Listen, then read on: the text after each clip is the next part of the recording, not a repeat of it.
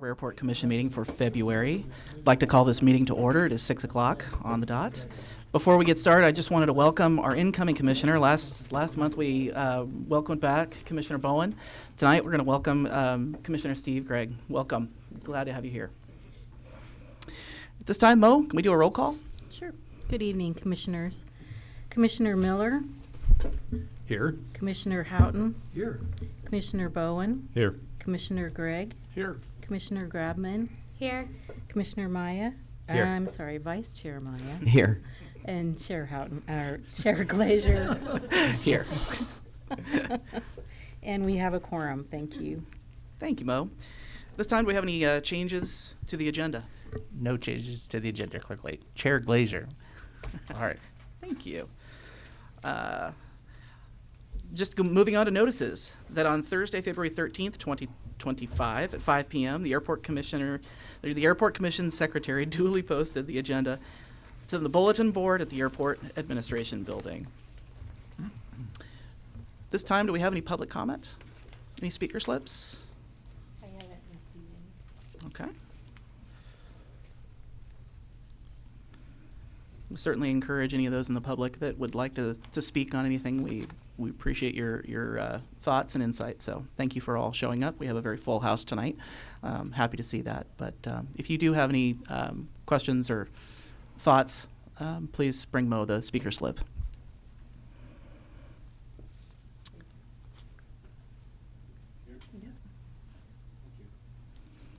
All right. And then moving on to liaison reports. Happy to welcome Councilmember Stuart Kasdan.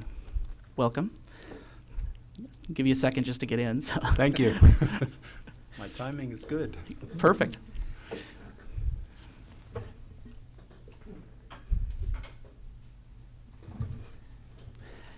Do you have any updates for us on Goleta?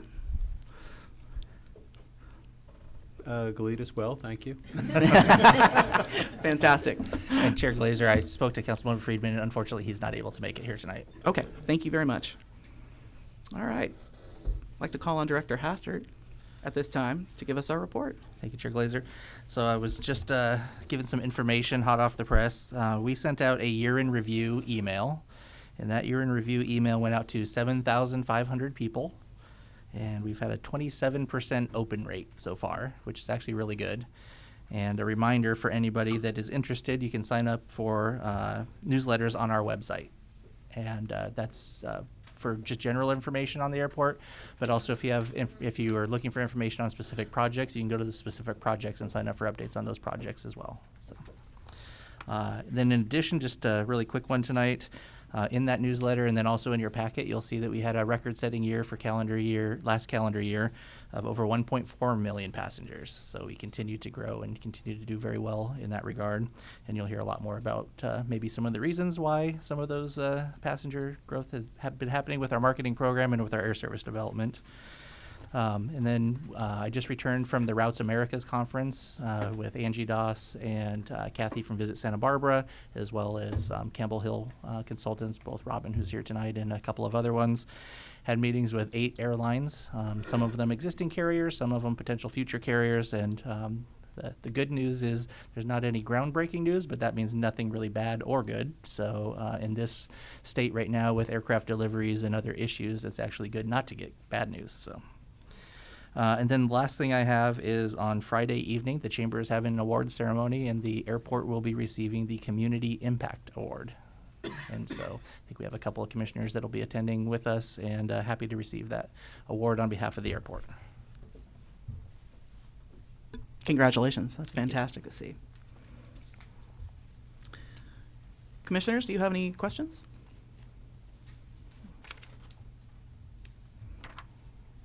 And I take it no more speaker slips? Okay. Very good. Moving on to the consent calendar.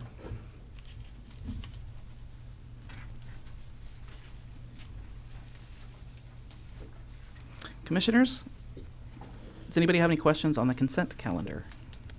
Nope. Any speaker slips after a count of 3? All right, moving right along. At this time, I'd like to call for a motion for the consent calendar. Aye. Thanks, Paul. Second. Thank you. All in favor? Aye. Any opposed? Measure passes unanimously. Fantastic. Moving on to the administrative reports. Back to you, Director Hastert. Thank you, Chair Glazers. I'd like to introduce Angie Doss. She is our marketing supervisor to introduce the next two items. As I mentioned, we just got back from the Routes Americas conference where we do air service development work, and then she's also in charge of many different programs here with the community outreach at the airport, as well as our strategic marketing plan, which you're going to get updates on tonight. So, Angie. Thank you, Commissioners. It's great to see you all, and welcome to our new Commissioners, or welcome back.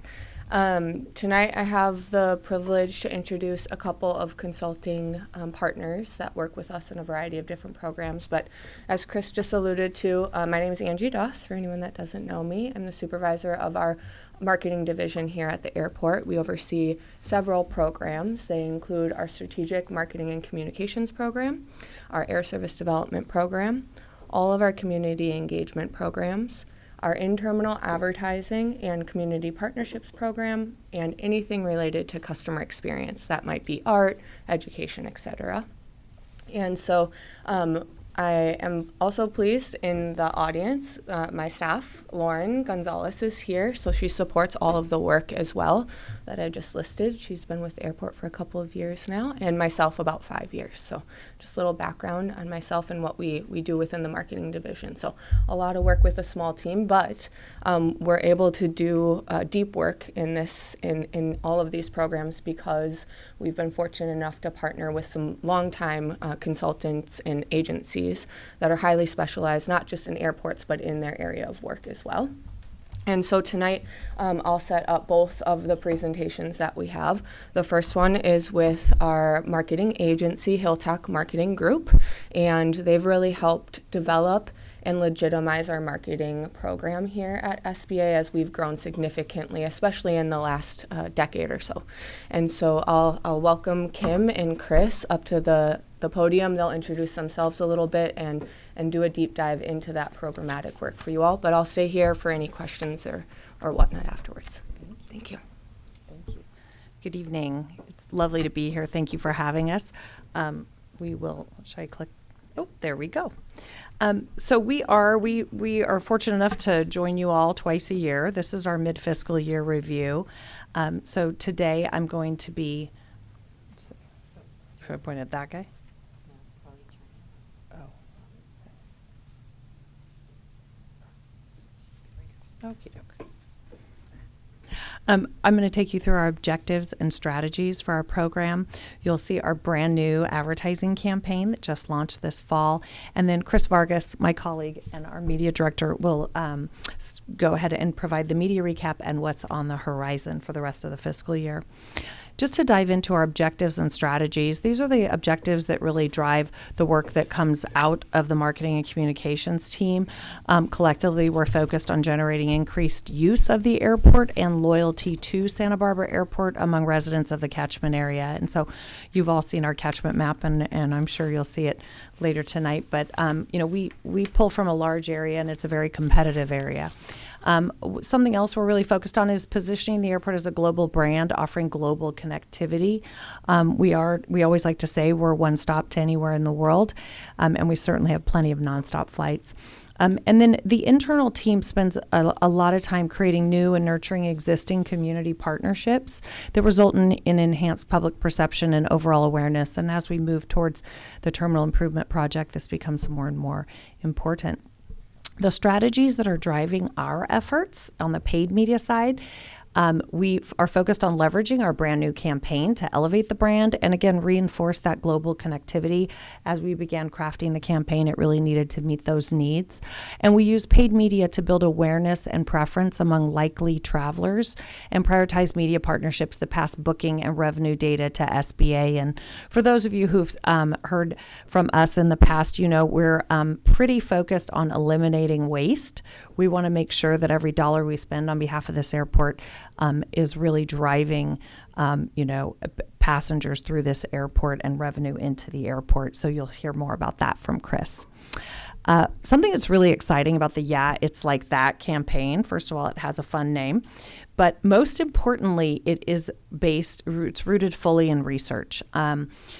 Santa Barbara, we have not had the opportunity to do a ton of consumer research, but our partners at Visit Santa Barbara came to the table and they were running a year-long consumer study, and they partnered with the airport and allowed us to customize the questions. They did in-terminal intercept surveys, so we were able to learn a lot about the individuals in the terminal. And some of the most important questions: why did you choose SBA? And really important, why do you not choose SBA? So why are you leaking to Burbank and Los Angeles, things like that? So if we can figure that out, we can then find better ways to persuade you. So this campaign was rooted in that, and it capitalizes on the key emotional benefits of SBA for our travelers. It's the simplicity of why they choose us over and over again. It's almost like a no-brainer, because when you see it, you think, yeah, it's like that. So the first spot I'm going to play is a 30-second TV spot that will premiere this spring. The second spot is another 30-second spot that premiered this fall.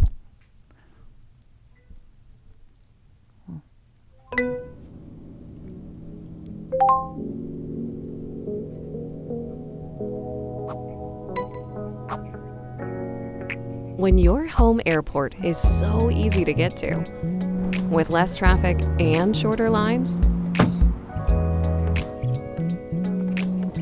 there's no telling what you can accomplish before your flight.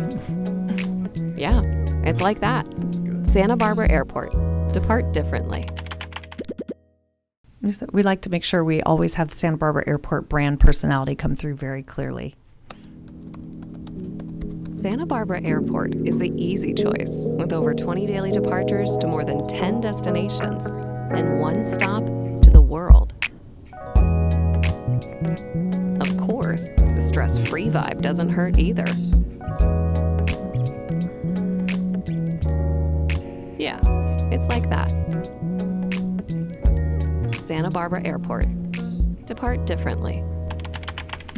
So you'll see we constantly are marrying the iconic parts of the airport that came out in the research. People are so proud of this airport, the terminal building, and the community it serves, but also with the number of airlines, the destinations we serve, whether it's through graphics or through voiceover. Additionally, we run web banners, and Chris is going to report on the performance of these vehicles, but we do run web banners. And as you saw in that TV spot, yoga, we use that search mechanism. And so that translated itself into the web banners. And we highlight headlines that really, they're searches you would only make when you were thinking of Santa Barbara. 23 daily nonstops and 0 headaches. Where should I go? Santa Barbara. How to travel stress-free. You should fly out of Santa Barbara. Again, marrying the iconic photography. We also run bus sides through Santa Barbara MTD. These will be coming up again in the spring. We run them every spring. So mixing photography and that route map. And this is also speaking to our carrier promotion with the one-stop global travel and that route map. There's an additional layer this year to our media plan. We've been able to make an additional investment in what we're calling route promotion. So we have a base plan that focuses on our travel intenders and really does some brand advertising. We then have this additional layer where we are focused on promoting our carriers and our nonstop flights.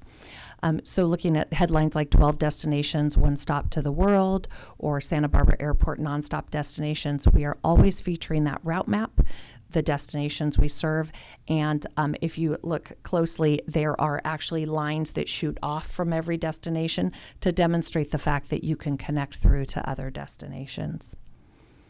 Now, additionally, 2024 was a really exciting year. I think we were all excited to welcome Delta Airlines to the airport with their nonstops to Salt Lake City and Atlanta. As part of their air carrier incentive program, they had some dollars to spend, and they actually asked the airport to plan and produce those dollars for them, which we always love because that makes it part of our brand, and we're able to marry ourselves with, a legacy carrier like that. So we launched it with the new campaign. These clicked straight through to the Delta Airlines website and actually received a 0.335 click-through rate, which is tremendous. They were incredibly happy. We also used this opportunity with these additional funds to try and really test new vehicles and innovate on our media plan. So I'll show you a new vehicle in just a moment, but we also ran on Pandora, which we haven't had the budget to do for quite some time. So I'll play that spot. Do you want to fly nonstop from Santa Barbara to Atlanta or Salt Lake City? Well, guess what? Now you can. Santa Barbara Airport is happy to announce the return of Delta Airlines with daily nonstop service to both destinations. Now you can fly SBA to Atlanta and Salt Lake City any day you want. Plus, these new routes make it even easier to connect throughout the U.S. and the world. So visit delta.com to book your trip from Santa Barbara today. Santa Barbara Airport. Depart differently. We also did targeted email to them. We purchased a list of targeted travelers, and then from there, those who were emailed also were retargeted in social media. So a very targeted outreach program that left the Delta Airlines executives quite happy with the program.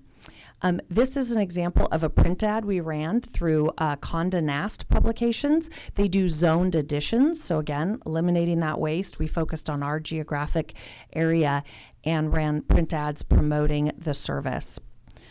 And the last element is something we were excited to try. It's a brand new vehicle, rideshare wraps. So Lyft and Uber vehicles, you can wrap their doors and hoods.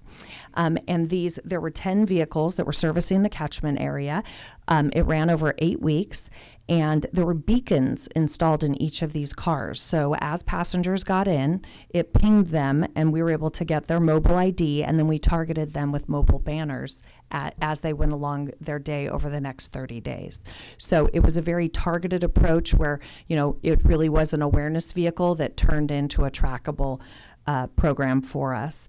We were very pleased with this, and one of the more exciting things I think that Chris and I were really looking forward to is the chance that one of these cars would drop someone off right at Burbank Airport and they'd go, or LAX. So next we'll dive into the media recap, and please let me know if you have questions, but we will certainly leave time at the end.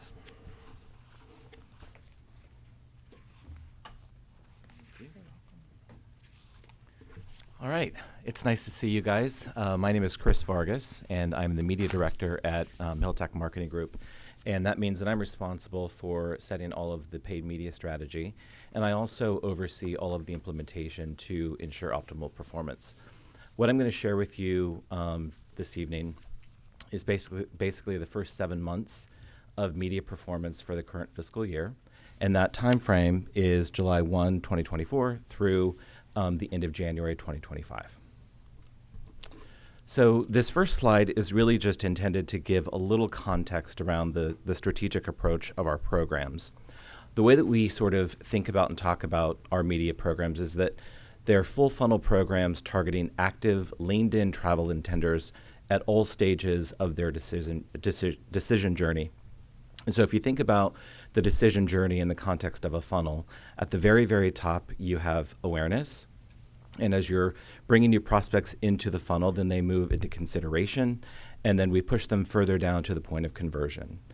And so in the upper and mid-funnel tactics, we deploy those typically in the fall and the spring timeframe so that we can align with peak travel planning periods.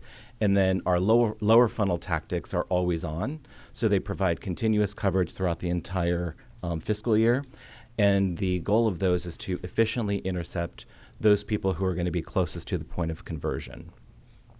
Kim mentioned that this year we had some incremental spend that we added to the plan, which really allowed us to achieve a more competitive share of voice in the market, and also provided new messaging opportunities and also an exploration of new ways to drive incremental bookings. And so I'll share with you the performance of that.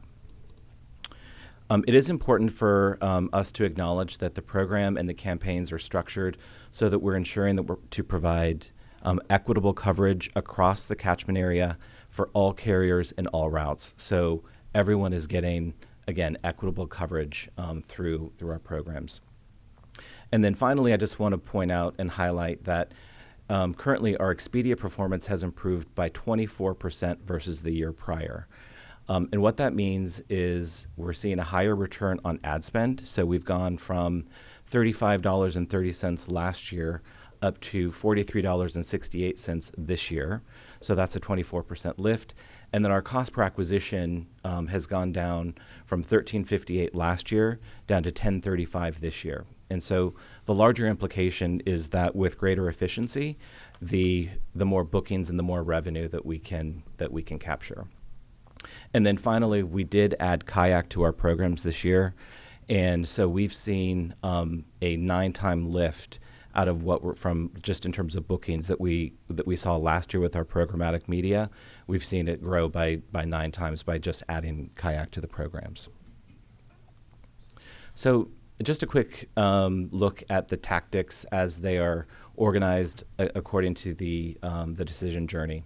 I mentioned that we've got awareness, consideration, and conversion tactics. Under the awareness side, we've got all of our video, which includes our traditional television, OTT, which is commonly referred to as connected TV, and that would be things like streaming video in Hulu, Paramount Plus, Peacock, etc. And then we also have online video pre-roll units that run on the web before people can access their content. We also have streaming audio ads, digital display banners, sponsored emails, and then in the spring we'll have our transit or out-of-home ads. In the consideration phase, this is really where retargeting tactics come into play. Once people have visited the website, we have the ability to follow them on their online journeys and re-message to them. And then we also have a paid social retargeting program that I'll highlight in a few slides. And then in the conversion phase, this is really where our OTA partnership with Expedia comes into play. These are people that are really at the bottom of the funnel. They're close to conversion. And so we maintain an always-on presence there. We also deployed a program with Kayak, which is meta search data, not a booking engine. It's just a place where all of flight results, including schedules and fares, will appear. And what's significant about this year is that Southwest is now including their fares in that data. And so we can actually capture booking data back from Southwest for the first time. And then finally, we did add a search engine marketing program, which are text ads that would appear on Google. So in terms of paid media results thus far, the digital media program has generated 9 million impressions in the market and just shy of 56,000 clicks on our ads. And in terms of true business results, we can attribute 5,735 outbound tickets directly to our paid media program. And that equates to just shy of $2.6 million in outbound air revenue. What's important to point out is that Southwest does not have any data or any flights in Expedia. And so when you look at these results, you have to keep in mind that they are underreported because there's not a lot of Southwest data that's included here. So important context. Finally, you'll see the $15.19 ROAS, that's return on ad spend. So for every single dollar that we've spent on digital media, it has generated $15.19 in air revenue. So it's driving positive growth.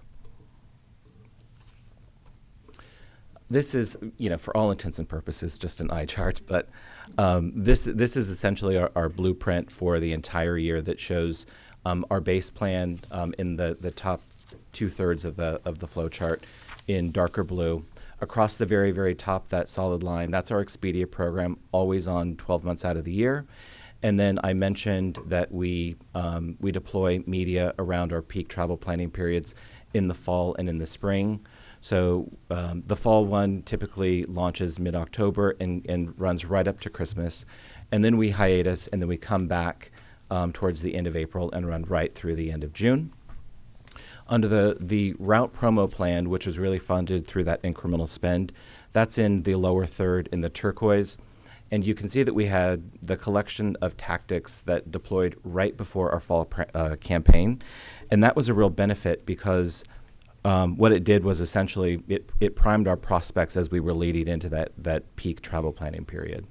So that was a huge benefit for us.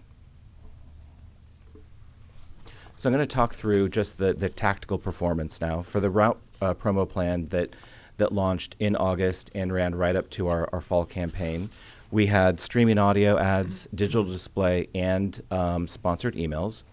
Our streaming audio program generated 1.4 million impressions in the market, and those were impressions that were running across all of the major streaming platforms, including Pandora, Spotify, iHeart, Odyssey, SoundCloud, and then a variety of much smaller platforms. I'll play that spot for you. Did you know Santa Barbara Airport has 23 daily nonstops to 12 destinations on 5 major airlines? That is just one stop to connect throughout the U.S. and the world. SBA also offers an easy, more convenient way to fly in a relaxing environment. Imagine that, an airport that takes your stress and your breath away. Yeah, it's like that. Visit flysba.com to start planning your next departure. Santa Barbara Airport. Depart differently. So the spot was very much connected to the Yeah, It's Like That campaign. It very much sounded like an extension of that, but we used much more competitive language in our routes and our carriers. So that was a nice enhancement. In the middle there, you see the two digital display program or banners that ran. They ran in Kayak and then on Pandora. The reason that the impressions in the one at the top of the page there are higher is that was the one that we chose to run in Pandora, so it got more coverage and therefore more click volume. And then to the right is an example of the sponsored email that went out to 150,000, it went out 3 times to a list of 50,000 prospects. It generated nearly 27,000 email opens at a rate of 18%. And when you think about that being a prospecting email that's going out to people that we don't have existing relationships with, that's a very, very high open rate. We're very pleased with the results there. It also generated more than 4,000 clicks to our landing page at a rate of 14.9% click-through. As an extension of the email program, we also did some paid social retargeting. And so what that means is we took the exact same list that we used for our sponsored emails. We uploaded those into the Meta platform, so Facebook and Instagram, and we were able to match email addresses to specific online social profiles. And we used that specifically to target those individuals that we knew had received the email from us. That program generated just shy of 800,000 impressions and nearly 20,000 clicks. So it really was a 1-2 punch, if you will. The ad units that ran for that program were a combination of single image ads. The single image ad is the one on the far left side of the screen, and it prominently featured the route map. And then we also had carousel ads that showcased carriers and the routes. And so in the very first position, we had the route map. And then in the subsequent positions, we had each of the airline partners. And in the search bar, we were able to showcase the various routes that they service. Southwest, as you can see in card number 5, generated the most click volume at 2,603 clicks, followed by, let's see, American at just over 1,400. So. And then additionally, we have an always-on now search engine marketing program, which are text ads running in Google. And there are 3 unique campaigns that are running in this program. And the first one is structured so that we can capture people who are searching for flights to our nonstop destinations. We also have another campaign that is intercepting people who are searching for basically one-stop flights. And so we're working closely with the ASD team to look at the nonstops that we service and the connectivity. And so we've structured the campaign to intercept those people that we feel like we can win on those one-stop flights. And then finally, we have a conquesting program that is actively trying to intercept people who are searching for flights out of the catchment from LAX, Burbank, Orange County, et cetera. So when we identify someone as making that search, they're getting unique creative that says, essentially, you need to make a better choice, and here's why. I think that generally covers it. Any questions on this? portion of it yet? No? The, yeah, sure. I was just curious with the survey that you guys did with Visit Santa Barbara. There was an intercept survey. That was taking place at the airport, but how did you, the people who didn't come here, Sure. who chose to go to Burbank or something, were you able to get them and ask them why? You might have mentioned it and I missed it. Do you want me to? So what they did was, in the question was, how many trips do you take a year? And they happened to be at Santa Barbara. So if they said, I flew 5 times a year, what airports have you flown out of? And then if they said Burbank and LAX, why did you choose Burbank? Why did you? So there were questions. It would be a frequent flyer. So we knew that they had chosen SBA, but at another point they chose others. Okay. So there is a gap of the people who could choose Santa Barbara but they've been going to one of those others. So that's a...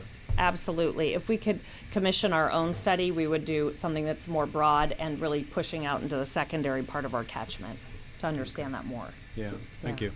Thanks for the question. A question. Yes. On slide 17, there's the media overview, and you show I don't know if you want to go back to it, but there's a return on ad spend and the increase in the per cost acquisition. Is there any chance for those same kind of potential kind of benefits, if you will, in the coming year, or is this have we kind of hit, this was the right spot and that's what we can expect? Do you understand my question? I don't. Go to slide 17 if you can. This is where we were talking about the Expedia improve. It was the media overview right here. Okay. So when you look at the return on ad spend has increased from the 35 to 43, and the cost per acquisition is down from 13 to 10. Is there the same potential for that next year? So this has been, in the last fiscal year, we had made considerable improvements from the year prior. We came out of, what we believe to be optimal performance coming out of COVID because there was so much pent-up demand. And so the year following, I think it must have been FY22. The year following, in FY23, we saw those numbers erode, and last year we didn't get back to like immediate post-COVID performance, but we made up a lot of ground, and so we're getting much closer to where we were. Yeah. So the goal is, we set benchmarks, and we're monitoring those every single month. And so if we start to see us going in the wrong direction, then that's when we're looking at our audience targeting, the creative messaging, so that we can make sure that we don't go backwards, but we're always getting, better and smarter. But to answer your question, yes, we're always looking to get more efficient. Are you guys able to track the average time from booking to departure? We are, and we are essentially, we're currently, I have that written down here. We're currently about 45 to 50% within 3 weeks. Yeah.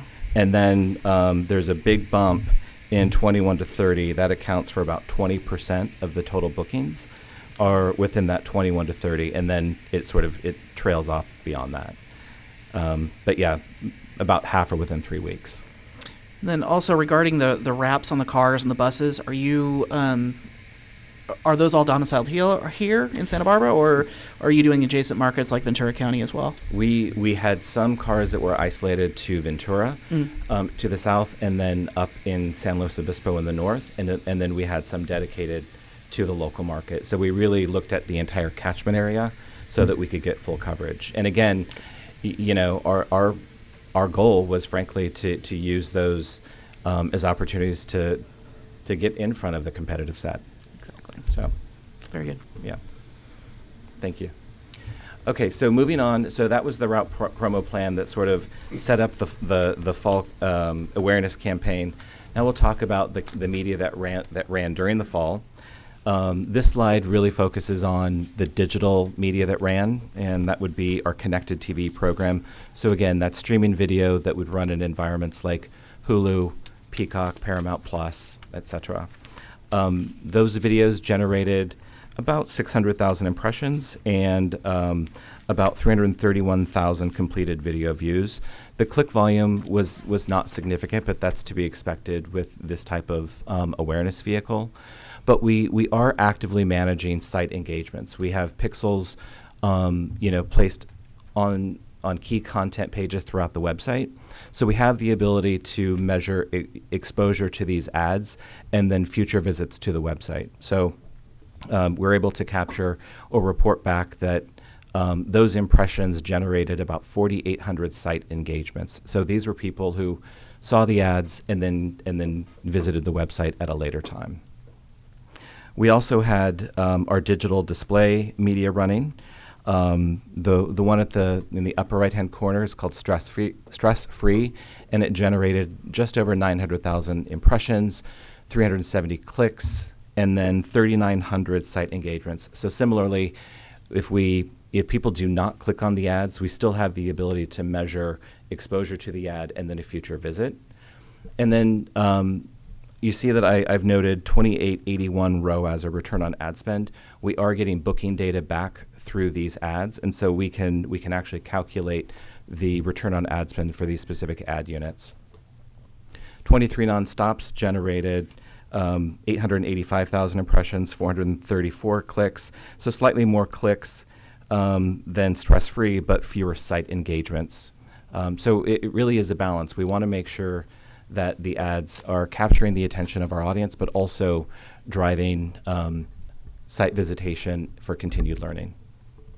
Yes. For ads that are viewed on, say, Peacock or Hulu on a set-top device like Roku or Apple TV, are those linked to an IP address that can be tracked from that house or that internet connection, or would they just typically not register any follow-up engagement with the website because they're not linked to a browser? So that we do not get the data, but all of the data gets passed through a clean room. So it matches a number of different data points to those exposures on the website. So it could be that we're identifying people through an IP address, or it could be through an account profile. It all gets anonymized. Yeah. So we do attribute. It's not like there's a fall off for the things that the ad spend that we do with Hulu or Peacock or That's Paramount. Correct. Yeah, that's correct. Okay. It all gets fed into Adara's data sets, so that we can measure again exposure through exposure logs to actual bookings and site engagement. So my final slide here is just acknowledging our broadcast partnerships in the market with KEYT and OEYT. Our 15-second TV spot ran 937 times during the fall flight, and it generated 1.9 million impressions. And then in addition to our commercial spots running mostly in news programming in the market, we also have, through this partnership, some shorter form units. They're 10-second billboards that identify us as station sponsors, particularly of the weather programming. But it gives us an opportunity to sort of talk about some of our competitive differences. And in this case, we chose to talk about 23 daily nonstops. And here's what those looked like. News Channel 3 Morning Weather is brought to you by Santa Barbara Airport, featuring 23 daily nonstops to 12 destinations. Santa Barbara Airport, depart differently. So those become just a nice sort of reminder message, and a nice extension to our branding campaign. So what's on the horizon? We are gearing up for our spring flight, which will basically carry us through April 1 through June 30th. That'll include television, bus sides, all of our digital media, and then the ongoing OTA partnerships with Kayak and Expedia. Any other questions? I'll just add a couple more points too. So as you saw, the very sophisticated program that Kim and Chris just presented, on top of that, within our strategic marketing and communications program, we have some more owned media and also earned media that we work on. Most of that, Lauren and I do in-house. And so that's, some more like grassroots efforts through our website, social media, and e-news blasts, and then utilizing partnership media sites as well, like the Chamber e-news, the city's various, outlets, communication outlets. So we're doing, and that's really focused on a lot of our community engagement efforts and our community partnerships that we do. And I'm sure you all follow us on social media, so you see that all the time. So that's happening, alongside, and everything that we learn from everything that you just saw here, we apply to those efforts as well. And then, of course, we manage all of our earned media, so that's everything we do with our press partners in the community. So may that be you seeing Chris or I on the news, or other, news events and press releases that we do. So just wanted to add that on. It's not missing. It's just we do that more in-house, and so we wanted to have these folks, explain some of this in more detail. So yeah, happy to take questions. Commissioners? It's very comprehensive, very impressive. Thank you. Not a question, really, just maybe more of a request. A lot of really great information, and I appreciate all the detail. For those of us not really entrenched in marketing, there were a lot of acronyms in here. Thank you for explaining some of them. There were still at least a half a dozen I feel like you didn't explain. Maybe next time, if you do one of these great presentations, you could have a glossary or something. Sure, we can do that for you. Thanks. Yeah. I was just curious. I would imagine that when you're looking at your competitors, Los Angeles, LAX, the competition it offers is probably cheaper prices, and the advantage of SBA is stress-free. Is that also the same for, what happens with Burbank, for instance? Is that a stressful, I haven't flown from there for a while. I've been loyal. It's a bit definitely easier than LAX, but what we're really focused on with our catchment is the traffic. It's about accessing the airport you're choosing, and the cost. Driving, and then the cost calculator on the website. The last time the website was redesigned, a robust cost calculator was added that allows you to put in competing fares out of SBA and another airport, your time, and it calculates the price of gas, and it really gives you a cost value. And we win most times. Well, I would just think also, the good thing with the ads, that emphasis on that it's the yoga ad and the others, how stress-free the environment has got to be, as it gets worse and worse, no offense, to travel. Knowing it's almost sanctuary-like compared to LAX or something like that. That's got to be so attractive. It is. Thank you. I think for a lot of people who have been in Santa Barbara a long time, anytime you get further down the 101 than, say, Garden Street, it gets stressful. Indeed. Thank you so much. Thank you. Thank you. Mo, do we have any speaker slips? Any other final comments from the commission? Seeing none, move on. Call on Chair Houghton again for item number 10. I'm sorry. It's one of those nights, right? Like I said, it's a full moon. Director Hastert, my apologies. Thank you, Chair Glazer. And I'm going to pass this one off to Angie again as well. Thank you all. I appreciate it. We all just want to be dentists, apparently, tonight. So yes, as I mentioned before, I have the privilege of managing our air service development program, and we've had a consulting agency that has worked with the Santa Barbara Airport on and off, but mostly on the whole time for over 17 years now.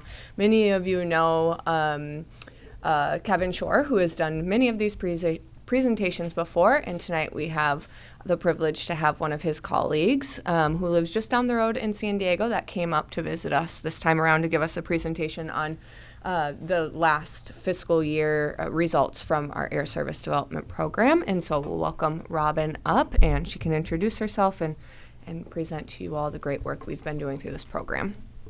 Well, hello. My name is Robin, and I'm with Gamble Hill, and we have more numbers to show, so get ready. All right, so I think most of you are familiar with air service development. Maybe give me a hands up if we want a more in-depth talk.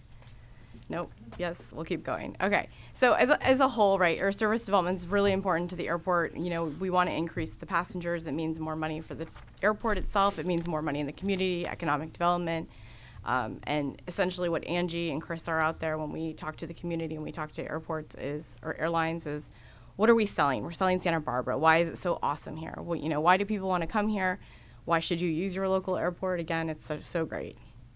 And why does air service need developing? I think the biggest part about this that is hard for other people to understand is that airlines really, really care about making money, and we really care about our community. So sometimes those things don't align all the time, and therefore we have to tell our story. We want to make sure that the people living in Santa Barbara have the best fares, the best choices, the best airport.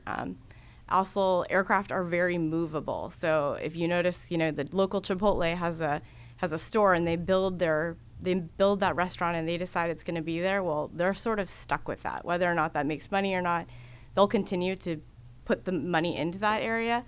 An airline will decide all of a sudden if something doesn't work anymore, they will pick that up immediately and move it to another airport or another route. So it's important to always be engaged with these airlines.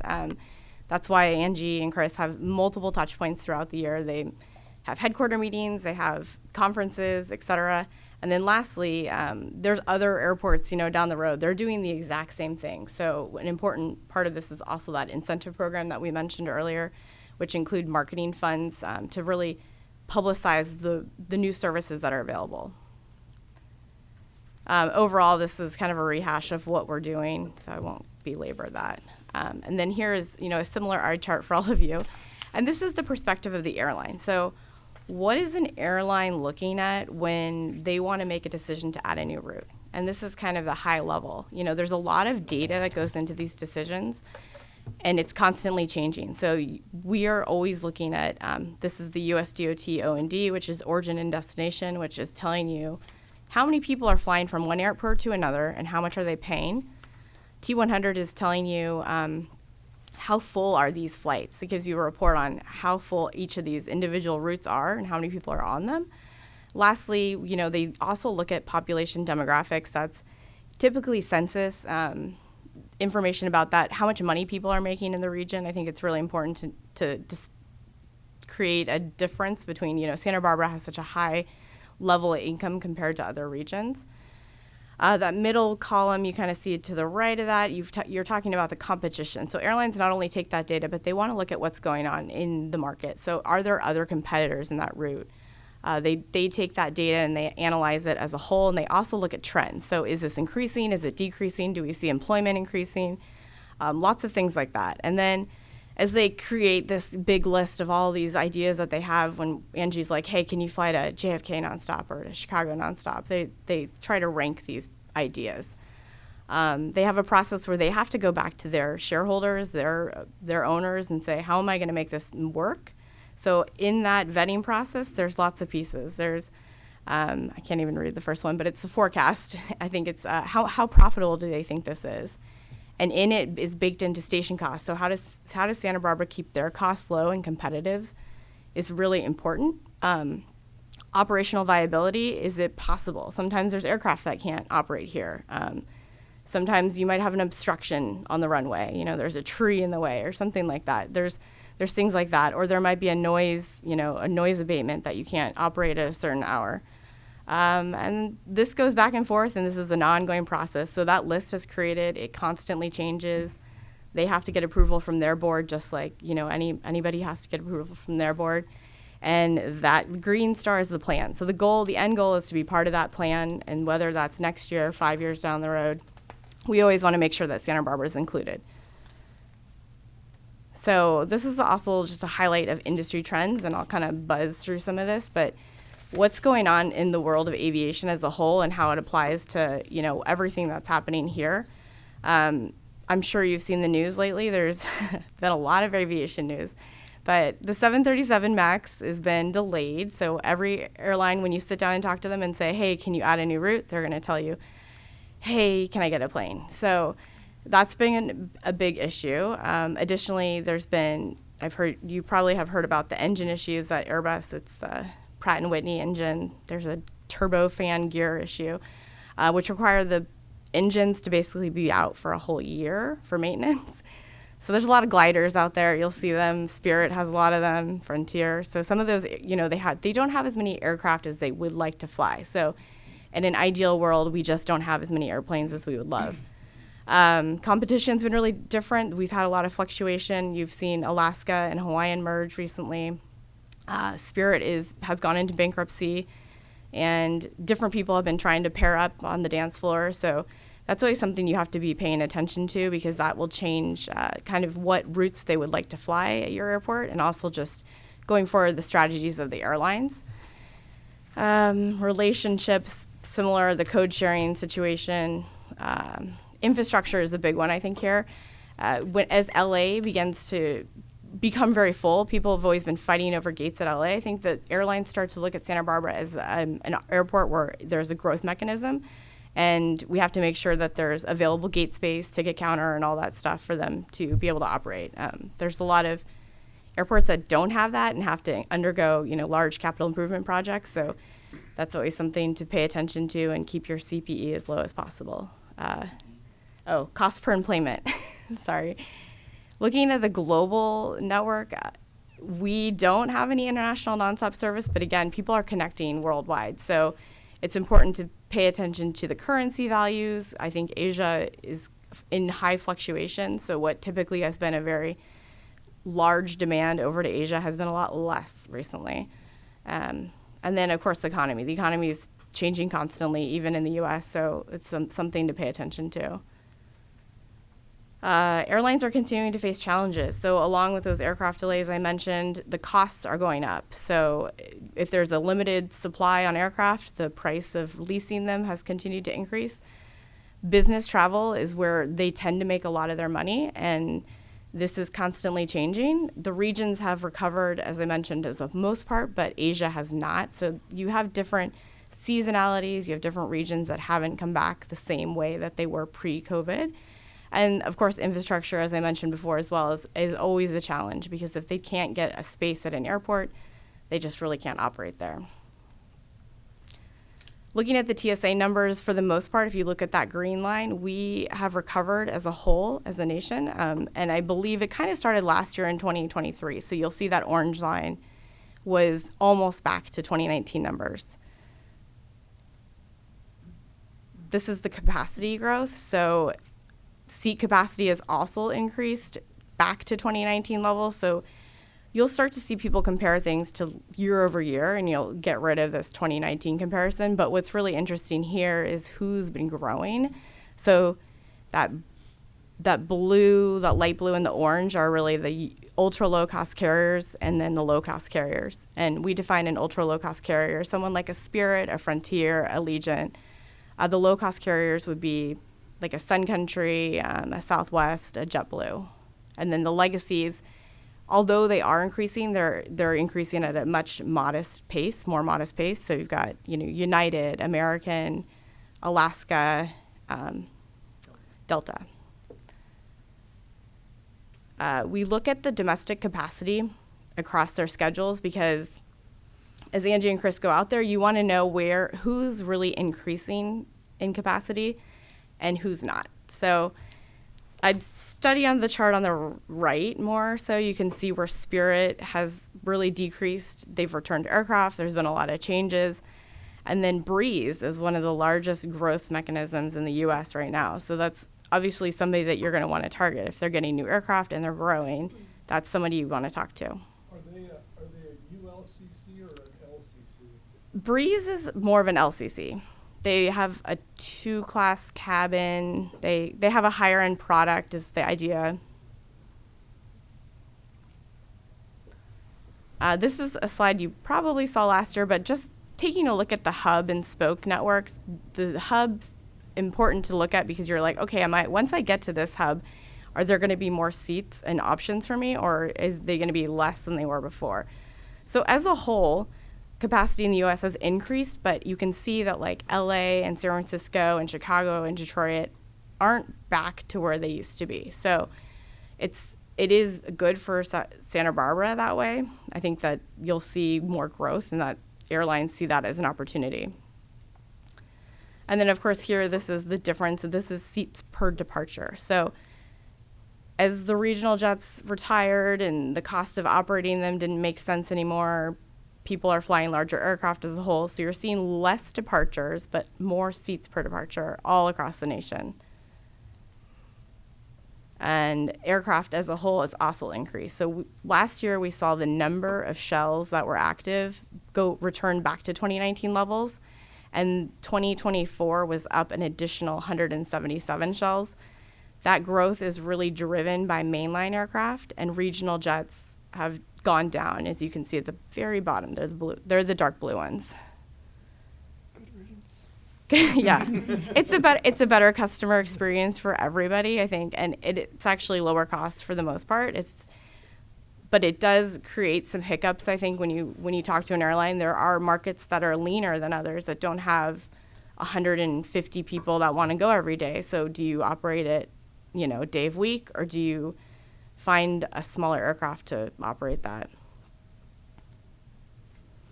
And then this is, again, talking about the aircraft delays. So what was anticipated, if we go back and say this is what the contractual agreements were, it was the whole total, which is 500 and I think it's 23. Yep. But what really was delivered was 263. So nearly half of the planes that were expected to come did not arrive. So what you'll see, you've seen in schedules, people are like, well, we're not going to fly that anymore. We're going to have to change that. So it's great when, Chris and Angie meet with a carrier and they said everything's going well because, hey, guess what? They had like 50% less planes than they were expecting. So if you're keeping your stuff, you're doing well. And overall costs are increasing. We look at the difference between legacy, LCC, and again, ULCC, and whose costs are increasing more. Everybody has seen pilot increases go up. If you pay attention to kind of the pilot contracts, they're making a lot more than they were previously. And then, of course, the aircraft shells are expensive, and then fuel has been fluctuating quite a bit. We also pay attention to their airline finances. So it's a little bit hard to read because it's so small here, but if you've seen red, it's not great. Those are generally carriers that are not in a growth mode. So as you can see, Spirit has a lot of red, and then they declared bankruptcy. Generally, we want to focus on carriers that have a good profit margin, they make better partners, they pay their bills. Generally, that's important. Taking a look at what's been going on in the industry, Spirit filed for bankruptcy. They're still looking to come out of bankruptcy and find a new partner. Southwest has really changed a lot. I mean, you've probably heard the news. They had to lay off 15% of their corporate recently. But they've started to create a new model. So everybody is noticing that the premium customer is where the demand is. So these typical 3 low-cost carriers have changed the model to want to get more revenue. They want to increase premium. They want to put in a bigger front seat for people to be in. Frontier's said they're going to do a first-class kind of product next year. They're rolling out. Alaska has changed their model now with Hawaiian. They have the opportunity to have wide bodies that they didn't have before. So you'll see them, they've announced that they're flying to Narita already in Seoul, which are brand new for them. And then JetBlue has also announced that they're going to create a mini mint product, which is essentially like a first-class product. And feel free to interrupt at all if you guys have questions. Remote work, which influences the way people are traveling, has continued to stay pretty high, so about 30%, which pre-pandemic was only at 7%. The great thing about this is that the people have the most flexibility typically have the higher income. So on the chart on the right, you notice those people that have that hybrid have the highest salaries. So you'll see a lot more leisure continue. I think that's not a trend that's going to go away anytime soon. But the day of week is also how it changes. We measure that. So Saturday and Sunday have continued to be strong. I think historically Fridays were stronger, Thursdays and Fridays. So that really indicates that you have this need for, wanting to appease customers to have this blended business leisure, and I think Santa Barbara would also benefits from that. So now I'm going to talk about the air service specifically at Santa Barbara Airport. No questions on the industry? Okay. So taking a look at the seat growth, we have grown leaps and bounds, right? 70% since 2019, and then even year over year, it's like 5%. And that blue, the lighter blue, is US. So still growing versus the US average. Seat capacity here by month still also showing really large growth. Summer, our peak season here has been over 70% growth. And then we always compare ourselves to the other Southern California airport markets to say, guess what? We've done, leaps and bounds above everybody else. So these are great slides. We show these to all the airlines and say, you want a piece of this? Be part of Santa Barbara. We also look at the O&D traffic. So an origin destination traffic would be someone who's starting or ending their journey here in Santa Barbara. And so not only are they just a passenger in the airport, they're also either ending their journey or starting it, and that passenger has also increased. And then we also look at the fares. So when you compare the fares versus the other airports, our fares have not increased as high as other airports, and that's because we've had entry of, Southwest low-cost carriers, more, seats to fill, and, more competition as a whole. This is a great thing for the people that live here, and it's a great thing for the airport as a whole. And then looking at the average load factors, it's only down 2 points, given that we've increased 70-something% in seats. This is a huge win. And I did look it up. It's 76% load factor right now. Some of the changes over the last few years, we've had Delta, and then they came back into the market. So now they're back. Contour's left with those RJs. Frontier has left the market, and Sun Country has left the market. But what's really nice is there's been a really nice diversification. There isn't one strong carrier, so it makes it easier for a new entrant to come. This is super detailed. I probably don't need to go through this unless anybody wants to know where everybody flies. I think you guys know. And then, Southwest started again this relatively recently, and Angie's been working really hard with the partners there, and specifically in Vegas, they have a great co-op marketing situation. In the meeting that they just had, they called them out for being one of the best partners, so I think, props to them and all the hard work that they've been doing. Phoenix will be starting this August with 1 time a week service. This is great for Southwest because this is typically what they do when they want to test a market. They'll go in there for 1 time a week and see how it performs. And then if it does well, they can go in, maybe daily during the season, and then from there they expand. So just, making really good strides with the new carrier. Here's our current route map. Again, we have five airlines, 12 nonstop destinations, roughly 20 nonstop flights in February. And here is that airline seat share. So really important to see that mix on that right as opposed to that dominant carrier on the left. It makes it a lot easier for that new entrant to jump in.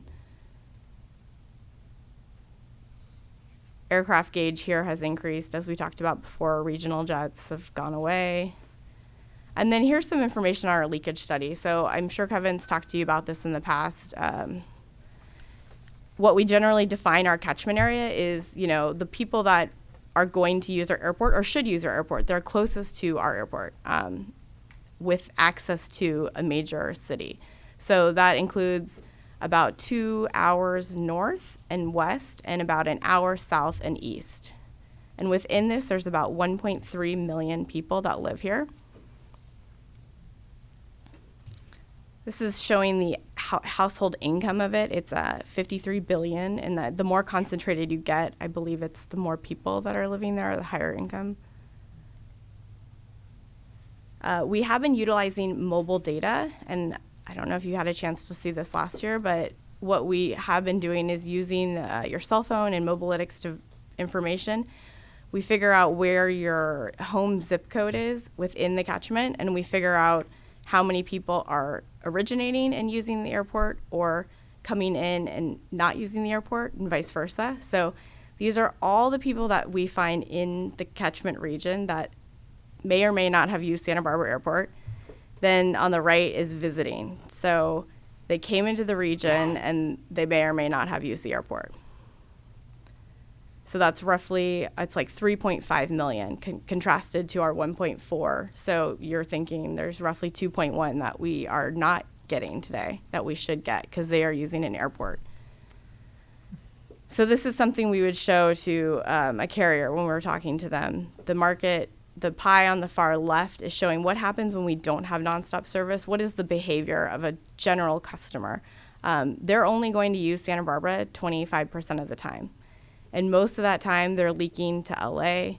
I heard one of you say you're going to Mexico City and going out of LA, so that's you right there in that dark blue. The markets with nonstop service, we tend to capture 20% more of that traffic, so we're upwards of 47, I believe. If the service is there, people will use it, and I think that's the general message, is that, the more nonstop destinations we can get, the better for the airport, and the more likely that we'll capture that passenger to use the Santa Barbara Airport. We measure all of the traffic, so this one gives us the idea of what are the largest markets that we want to attract. And some of these are served already nonstop and some are not. The column that says O&D passengers, these are the people that are using the airport today. The next column is the people that are using the other airports but live in our catchment region. So they should be using Santa Barbara if we have a nonstop. And then the total market size. And then PDU is passengers per day each way. So that's like a quick way to say, well, if I have 100 people, that's how many I could fill a plane with every day. So that's a pretty common metric. But we use this to really quantify the true demand of a market, because if there isn't a nonstop service and everybody's driving to LA to get on that nonstop, an airline doesn't really know that that's happening, right? They just see all those passengers are using LA and they think, oh, they're all from LA. So this is important to say, hey, guess what? This is how big this market really is, and these are the potential. And then the next question they're always asking is, well, if they're driving to LA, are they getting on my plane? So, we do look at what aircraft or airline they're flying once they get to LA, and we have this data available by market, everything. So we work with the NG to really give them the right exact data that they need.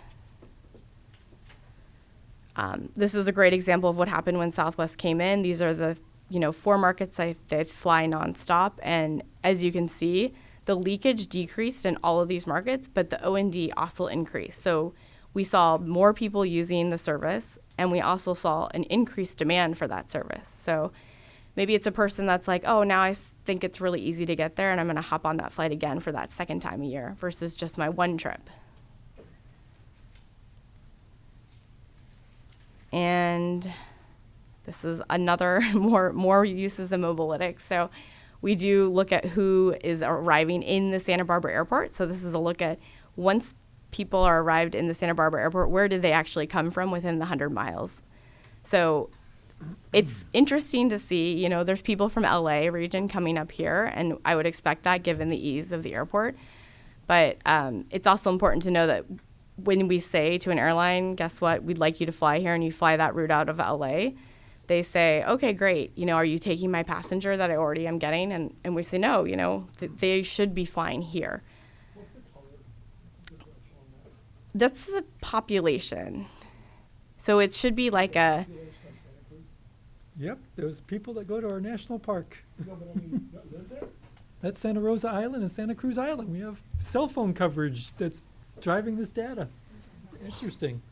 I don't actually know who lives there, but very few. Maybe somebody does. It's a percentage, so. Yeah, it should be it's a heat map. So the idea is that it's more concentrated closer to the downtown and closer to the airport. We were joking earlier that Dennis is out there enough that he probably shows up as living out there. Well, my cell phone works on Santa Cruz Island, so It's you. it's picking up the information. And of course, the income is super high in this region, so that's always something that airlines find attractive. The more disposable income someone has, the better, more likely they're going to travel. This is taking a look at who showed up into the Santa Barbara region, and regardless of whether they flew or drove or took the train, and where did they come from. So this is a fun kind of one to do, and we look at like who's driving here. You know, San Diego is a huge market, but there's no nonstop service. And then we also hone in on this primary catchment area. So what we did was San Diego specifically, we looked at a smaller catchment region than we would normally look at, because if you're up in, you know, Santa Maria and San Luis Obispo, your options are to hop on an Alaska flight. So you kind of pull that catchment region in because you're like, okay, they're probably going to use the other nonstop. So we're very specific to what route we're trying to pitch to make sure it makes sense. And then we looked at the San Diego region as a whole. And within that, we were able to figure out how many people are coming from one region to the other. So if they fell into that shaded area at one point and they visited and their home is from San Diego, they ended up in that second box, the Santa Barbara visitors. And then if they were a San Diego visitor to Santa Barbara, they were in that first box right there. And then the total is roughly 580,000 people a year, which is equal to about 800 people a day. So it's a lot. And I think if you looked at the, you know, public data, that the O&D public data, it would probably give you something very small because nobody's really flying that. And it's a very circuitous routing. So taking a look at the service priorities upcoming for this year, you know, it's always important to maintain and support the current service, and then we would like to layer on more frequencies in the places that we don't have enough. And then it's really introducing, you know, places that we might have lost service to or new markets. And those red ones are the highlights of where we would like. So you can see Minneapolis, Chicago, Vancouver, San Diego. I think that's it. Oh, Santa Rosa. And everybody is out there, you know, working hard to meet with these carriers multiple times a year. We want to get in front of them to remind them that we are the better option for this region. And that, you know, if they have any comments or questions about their existing service, they're always available to chat with them. So any questions? I think that was it. Yeah. Do you guys ever do any data of getting information of renting a car and then them dropping it off at LAX? We don't, but you would be, so your home zip would be then Santa Barbara. So we Yeah. would capture you, but we wouldn't really care if you rented a car, whether you took an Uber, you know, Right. it wouldn't matter. Okay. That's what I do. Rent a car here and drop it off. Yeah. Any other questions, commissioners? Any speaker slips? Any final thoughts, commissioners? Comments? Comment, very comprehensive. You guys are doing a wonderful job, and we appreciate the partnership over 14 plus years, I guess. Yeah. It's very good. Well, we appreciate the opportunity and thank you for having me. Thank you very much. I just have one final comment I'll share with the commission on this, and you can see from this photo, we have Kathy Janega-Dykes from Visit Santa Barbara in a photo, and she does accompany us on several different ways that we visit with the airlines. And so it is just a really important partner for us in a variety of ways when we're selling that, you know, brand story of Santa Barbara and how important our region is and whatnot, but also with our marketing. So everything that Kim and Chris talked about and that I talked about briefly, that is really focused on our outbound passenger. So we're looking at our catchment area, everyone that lives there, again, trying to get them to utilize our airport. And but Kathy and her team out of Visit Santa Barbara, they have an amazing team, very professional, large team, large budget, and they can focus on the inbound passenger. And so I just wanted to point that out. So. And then Thank you also again. one of our other partners is the Chamber of Commerce. So obviously, as we're presenting to the airlines, they want to know a lot about our local businesses and travel habits. So I'll be on the Chamber board this year and interested in learning a lot more about our local businesses and providing more of that information to the airlines as well. Angie, thank you and Lauren for all the hard work. Really appreciate it. Yeah. That was great. Thank you. Thank All you. right, Director Hastert this time. I'll get it right. I promise. Thank you, Chair Blazer. So we only have one last item, and so this is an item that typically is very procedural, and we would have put on the consent agenda. But I asked Jonathan to give a quick presentation about this item. One, just to have a better understanding about what a passenger facility charge is and how we utilize that. But just to show the work that Jonathan is doing to take a different view of how we are managing the finances of the airport, to be able to do more of these capital projects that we have on the books. We have an intense amount of capital projects that are unfunded. And so the more that Jonathan looks at our finances for the airport and finds creative solutions, that's more projects that we can actually accomplish. So I'll turn it over to Jonathan.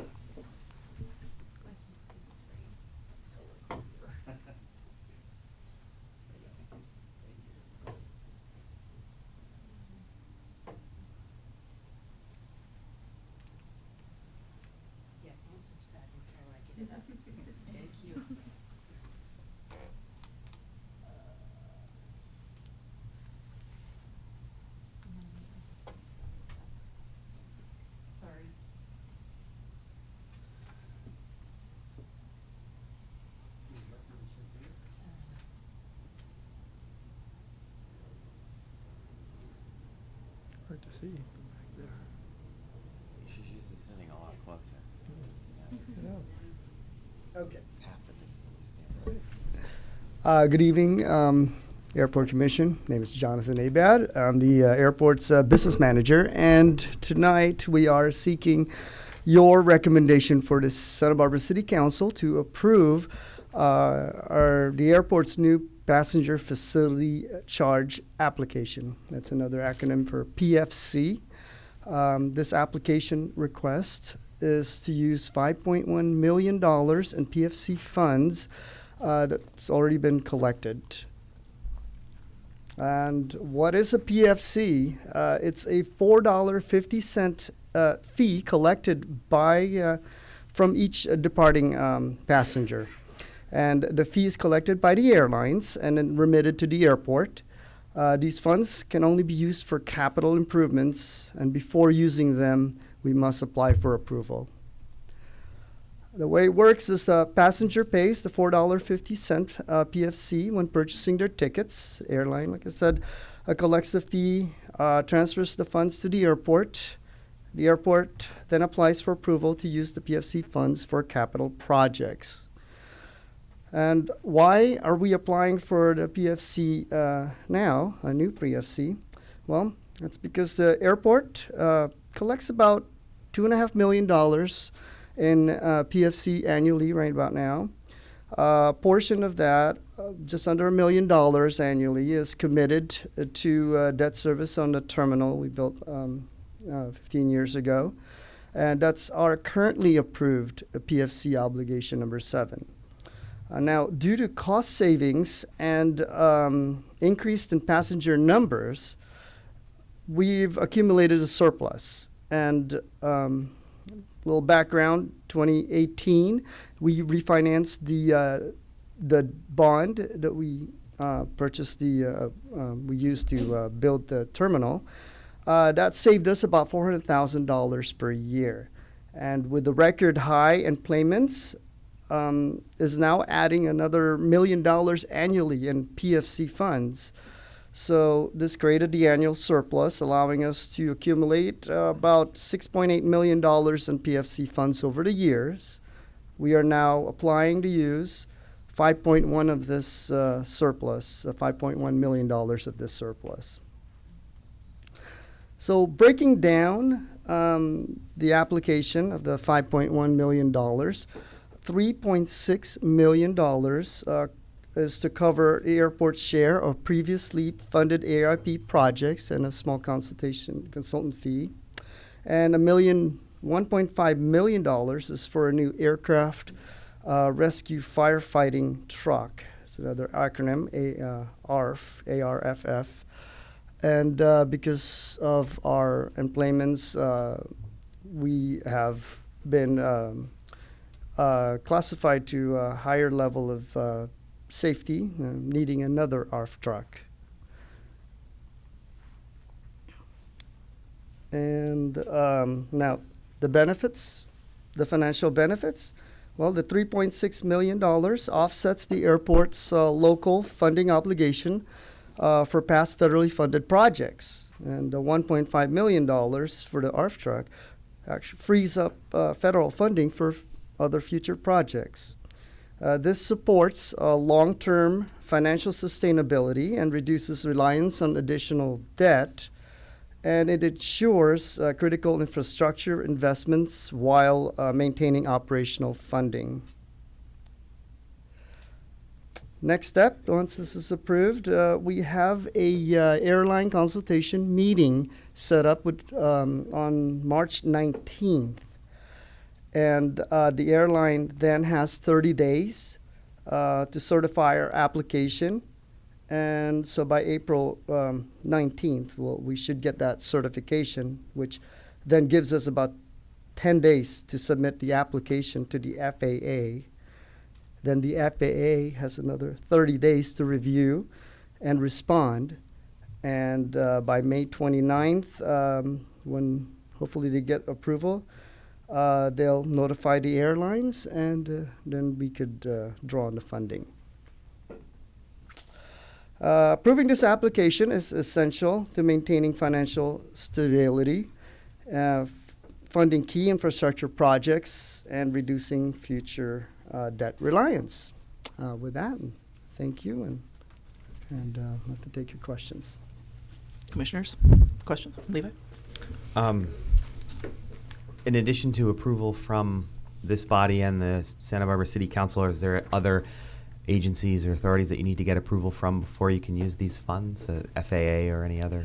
Yeah, it's so we get with this approval with the council. We were consulting with the airlines, which we will need their certification before we even submit the official application to the FAA.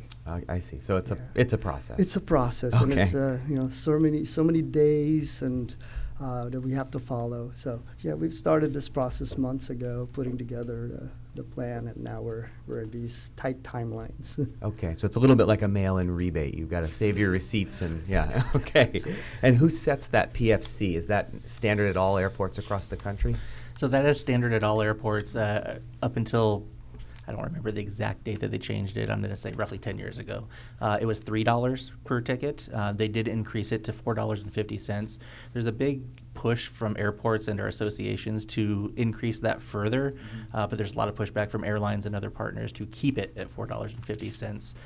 So I don't see that going up in the near future, but that is a definite push from airports to be able to take that funding that comes in through our local passengers and apply it to capital projects as an additional funding source. And is that included in their airfare, or if a ticket's $200, is it $200 plus that additional fee? You'll see that little plus fee on there is other local taxes that are added on. And that's one of those. And the PFC is for the first two stages of your ticket. So if you're flying, 2 different stops on the way, we will receive the first PFC out of this airport, and then if you're transferring through Las Vegas, Las Vegas will see a $4.50, but then it stops at that point. They don't continue if you continue to connect on. And is it for inbound passengers as well as outbound passengers? We don't receive the PFC for inbound passengers, but the airport that they took off from would if they have a PFC in place, and I would say probably 90+% of the airports have a PFC in place. Okay, thanks. So this is not changing the amount of the PFC. This is just an application for how we would like to allocate the PFC that's already been accumulated. That's correct. So the question would be, why would we not want to do this? Just to continue to collect the PFC or have the reserve that build?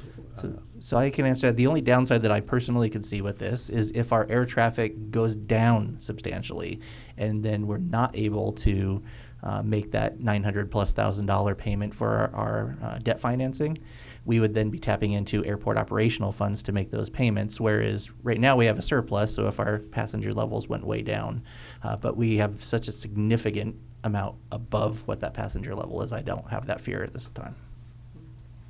Thank you. And to be clear, you're not asking us to approve separately the rate, right? You're just asking us for the application to move these funds. We're asking for approval of the application to authorize these projects to be reimbursed for through the PFC. Got it. With that said, I make a motion that we approve. I'll second it. All in favor? Aye. Aye. It's unanimous. All right. Do we need to get any public comment on that? Do we have any speakers? Seems to be a trend tonight, unfortunately. So thank you all. Thank you all for coming. That's all we have for the agenda this evening. Is that correct? That's it. Perfect. All right. Well, with that, it's 7:25 and we stand adjourned. Thank you guys for all your hard work. All right.